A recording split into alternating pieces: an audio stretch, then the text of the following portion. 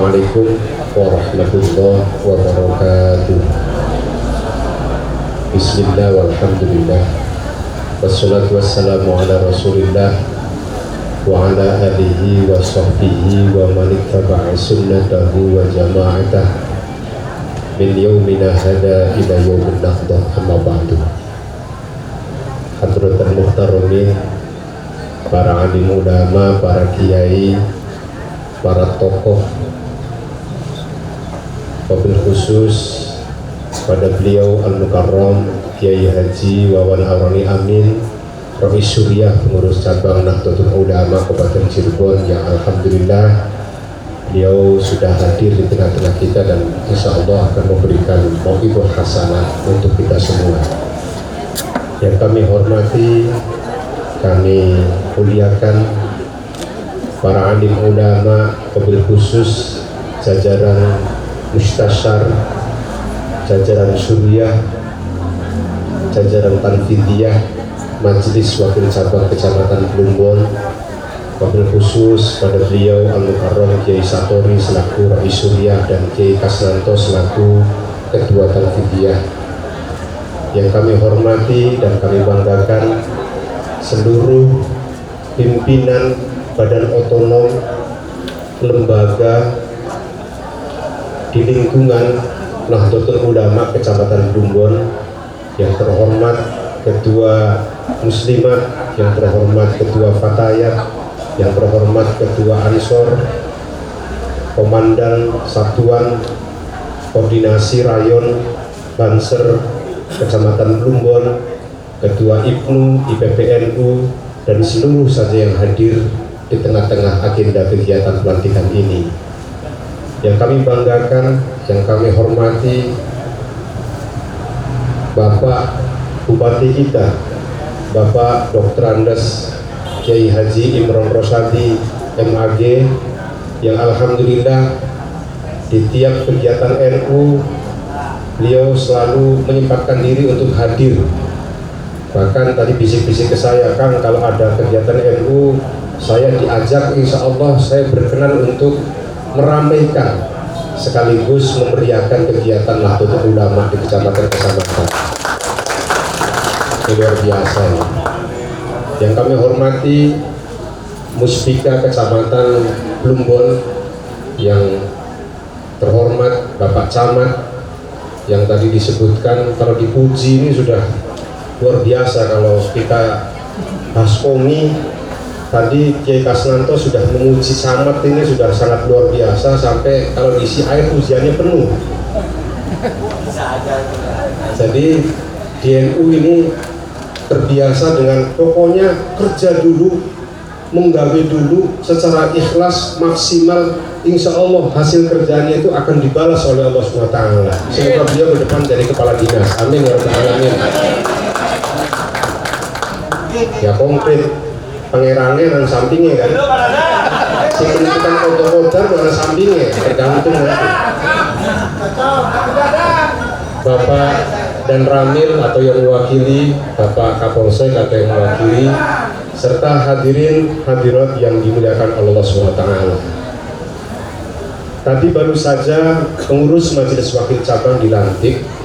Saya hanya ingin mengingatkan bahwa salah seorang ulama besar, tokoh besar, dan dulu pernah menjabat sebagai Rais Am pengurus besar Nahdlatul Ulama, yaitu Kiai Ahmad Siddiq. Beliau pernah menyatakan bahwa Nahdlatul Ulama ini tidak seperti apa yang kita bayangkan sebagai organisasi, tetapi Nahdlatul Ulama ini sesungguhnya adalah pandangan hidup untuk kita semua. Lalu ucapan atau kalimat yang disampaikan Kiai Ahmad Siddiq itu perlu kita terjemahkan sebagai bagian dari kita semua selaku pengurus Nahdlatul Ulama, baik di tingkat cabang, di tingkat kecamatan maupun di tingkat ranting. Oleh karena Nahdlatul Ulama ini adalah pandangan hidup, maka Nahdlatul Ulama sesungguhnya adalah kumpulan para kiai-kiai, terutama kiai-kiai yang akar sanatnya, yang persambungan keilmuannya, yang persambungan pengetahuan keagamaannya itu bersumber dari kiai-kiai yang ada di pesantren-pesantren di Pulau Jawa khususnya dan Madura. Kenapa demikian? Karena pesantren-pesantren tradisional yang ada di Jawa dan Madura waktu itu genitas keilmuannya jelas, sanad keilmuannya jelas, sumber pengetahuan keilmuannya juga jelas, semuanya bersambung sampai kepada Rasulullah Shallallahu Alaihi Wasallam. Jadi ada tradisi di lingkungan pesantren kita ini, ada yang disebut dengan tradisi sanad. Tradisi sanad ini memastikan bahwa sumber pengetahuan yang kita sampaikan kepada masyarakat betul-betul bisa dipertanggungjawabkan. Dari mana?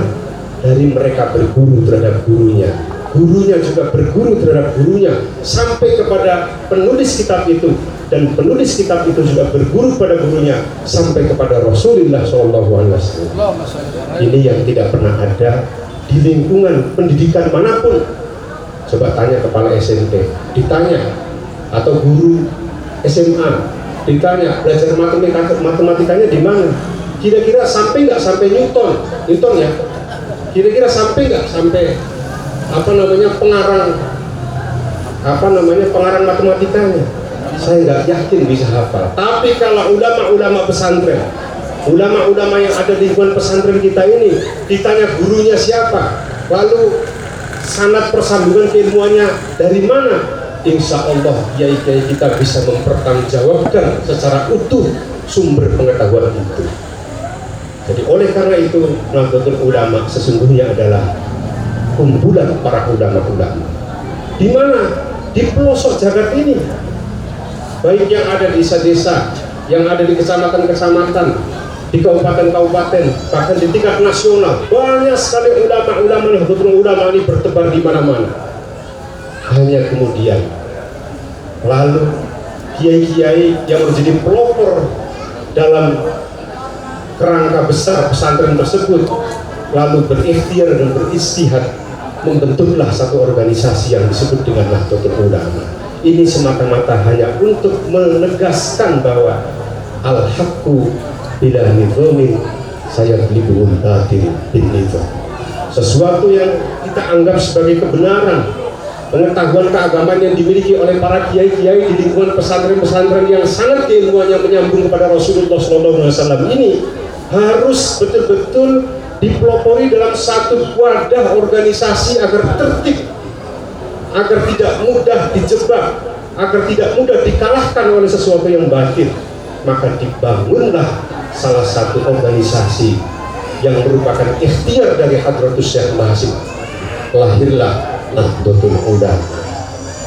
Jadi Majelis Wakil Cabang MWC ini ada pengurus yang belum paham arti MWC, Majelis Wakil Cabang, Majelis Wilayah. Ada lagi yang masih belum utuh memahami anggaran dasar, anggaran rumah tangga. Kalau di Nahdlatul Ulama ini tanfidiyah, bukan tanfid. Kalau tanfid nanti menjadi partai politik, jadi PKB ya. Jadi di Nahdlatul Ulama ini tanfidiyah. Ada Suriah, ada Rois Suriah. Rois itu ketua, jadi jangan didobel-dobel. Ketua Rois Suriah ini masih banyak terjadi di mana-mana ya. Oleh karena itu kita sebagai pengurus, terutama di lingkungan Nahdlatul Ulama Kecamatan Plumbon ini, maka paling tidak kita harus memahami anggaran dasar dan anggaran rumah tangga Nahdlatul Ulama. Dan oleh karena kita menjadi pengurus Nahdlatul Ulama, maka sesungguhnya kita sedang mengurusi apa yang disebut oleh Kiai Ahmad Siddiq tadi, mengurusi satu organisasi yang isinya adalah pandangan-pandangan hidup untuk kita semua. Oleh karena yang diurusi adalah pandangan hidup, di mana di dalamnya adalah ulama-ulama kita, terutama ulama-ulama yang lahir dari lingkungan pesantren-pesantren kita, maka kami tegaskan sekali lagi bahwa tadi pada saat saya beat, apakah siap berkhidmat tanpa diiming-imingi honor, tanpa diiming-imingi gaji, tanpa diiming-imingi insentif. Jadi saya tegaskan, apakah siap sementara perkhidmatan ini tidak pendek? Surat keputusannya berlaku selama 5 tahun. Kalau menyatakan siap, maka sudah kita pastikan bahwa kesiapan kita sesungguhnya sudah dimulai sejak kita dilantik sampai 5 tahun ke depan. Maka jangan berharap ketika menjalankan roda organisasi Nahdlatul Ulama di tingkat kecamatan ini, jangan berharap lalu pulangnya mendapatkan transport, jangan berharap lalu tiap bulannya mendapatkan gaji. Sekalipun insya Allah kalau semua kita niati dengan niat yang ikhlas, tadi tiba-tiba Kiai Kasnanto menjadi penyuluh yang mendapatkan gaji dari Kementerian Agama, insya Allah kalau ada yang rusak musik, dia muktar masyarakat. Pak Kiai Kasnanto ini mau dipecat misalnya, sudah tidak lagi dijadikan penyuluh agama misalnya, padahal beliau kiai, padahal beliau adalah kiai Nahdlatul Ulama, insya Allah yang protes banyak. Nah, protesnya orang terhadap Kiai Kasnanto ini sesungguhnya adalah merupakan sesuatu yang tadi bagian dari apa yang selama ini kita khidmahkan kepada Nahdlatul Ulama. Jadi ya Pak Camat, kira-kira kalau sama pengurus ini jangan pelit-pelit ya Pak Camat ya. Semua saja lah, Pak Bupati juga sama pengurus ini jangan pelit-pelit. Pokoknya udahlah, diniatkan ikhlas saja insya Allah. Yang bupatinya kalau sudah ikhlas jadi lagi. Pak Camat insya Allah kalau ikhlas mendedikasikan untuk pengurus Nahdlatul Ulama, insya Allah mau menjadi kepala dinas. Amin ya rabbal alamin. Saya kira ini yang perlu kami tegaskan dan selalu kami ulang-ulang dari kegiatan pelantikan. Oleh karena pandangan hidup, maka kita sebagai pengurus sesungguhnya sedang mengurusi institusi untuk menjadi kebutuhan masyarakat banyak. Maka tadi sekali lagi bahwa mulai sekarang mari kita niatkan diri kita semua ini secara ikhlas untuk berkhidmah di Nahdlatul Ulama. Yang kedua, para hadirin, Pak Bupati juga tadi sudah memberikan isyarat bahwa di Kabupaten Cirebon ini kalau bicara soal keagamaan, saya kira sudah hampir tuntas karena di mana-mana sudah banyak alumni pesantren. Hari ini yang belum kita maksimalkan sebagai pengurus Nahdlatul Ulama dalam rangka perkhidmatan kita untuk masyarakat adalah bagaimana kita bisa berperan penting untuk mewujudkan sektor-sektor yang lain di luar sektor keagamaan. Sektor ekonomi juga perlu kita partisipasi untuk meningkatkan ekonomi masyarakat Kabupaten Cirebon. Di sektor yang lain misalnya, itu juga perlu kita perankan maksimal. Alhamdulillah, kalau melihat struktur anggaran dasar dan anggaran rumah tangga Nahdlatul Ulama ini sudah sangat lengkap sekali. Memiliki 18 lembaga yang masing-masing 18 ini kalau kita kupas insya Allah akan bergerak di semua lini dan di semua sudut kepentingan masyarakat. Bicara soal tari jaipong misalnya, bicara soal tari topeng, bicara soal seni dan kebudayaan, Nahdlatul Ulama punya lembaga seni budaya muslim Indonesia. Bicara soal ekonomi, bagaimana meningkatkan pemberdayaan ekonomi di lingkungan masyarakat Kabupaten Cirebon, Nahdlatul Ulama punya lembaga perekonomian Nahdlatul Ulama. Bahkan ngurusi sesuatu yang kadang-kadang sepele saja, sesuatu yang di mata kita tidak terlalu penting misalnya, dan hanya bisa dilakukan oleh beberapa orang saja. Contoh misalnya bagaimana masjid-masjid kita, musola-musola kita ini kiblatnya agar benar, kiblatnya agar lurus, maka Nahdlatul Ulama juga menyiapkan perangkat lembaganya itu Lajnah dan Falahiyah Nahdlatul Ulama. Demikian pula dengan aspek-aspek yang lainnya. 18 lembaga ini sangat banyak sekali, sangat besar sekali. Ditambah lagi belum kita bicara badan-badan otonom, dari mulai bicara pelajar-pelajar kita, ada IPNU dan IPPNU. Bicara pemuda-pemuda kita, ada Ansor dan Banser. Bicara soal ibu-ibu kita yang masih cantik-cantik, pasti kita akan menemukan fatayat. Bicara ibu-ibu kita yang selalu bau bau minyak wangi ya, atau bau minyak angin, maka akan kita temukan ibu-ibu energik yang bergabung di dalam muslimat. Saya kira sudah sangat lengkap sekali Nahdlatul Ulama ini. Oleh karena itu, salah satu kunci keberhasilan dakwah Nahdlatul Ulama ke depan, bagaimana mindset kita sebagai pengurus Nahdlatul Ulama baik badan otonom lembaga-lembaga maupun di tingkat Nahdlatul Ulama itu sendiri perlu membuat semacam keseragaman bergerak.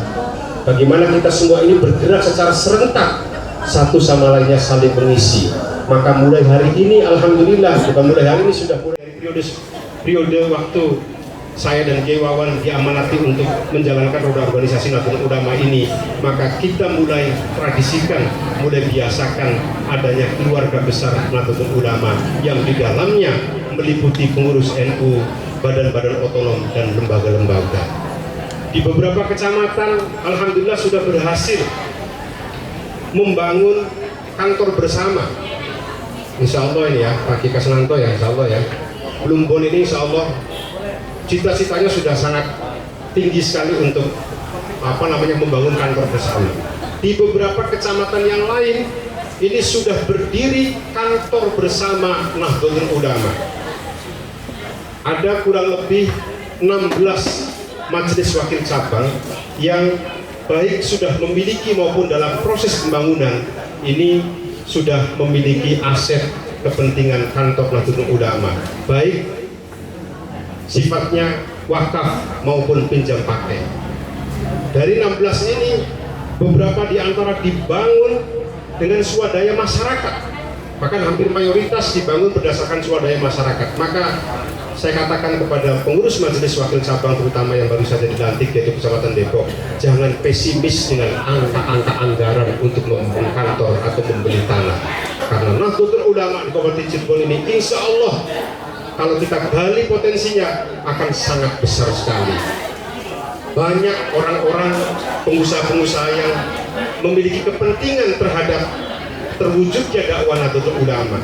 Kenapa? Karena Nahdlatul Ulama ini kalau mau dikupas tidak ada yang ragu, tidak ada yang janggal. Tadi aja pada saat menyanyikan Yalal Waton saya sempat kaget itu. Ada ibu-ibu memberikan komando sebelum dimulainya menyanyi lagu Yalal Waton itu bilang NKRI harga mati. Nah, ibu-ibunya saja sudah menyatakan NKRI harga mati, apalagi bapaknya. Jadi saya kira insya Allah urusan Nahdlatul Ulama ini tidak akan bertabrakan dengan kepentingan negara, bahkan negara memiliki kepentingan terhadap lestarinya Nahdlatul Ulama.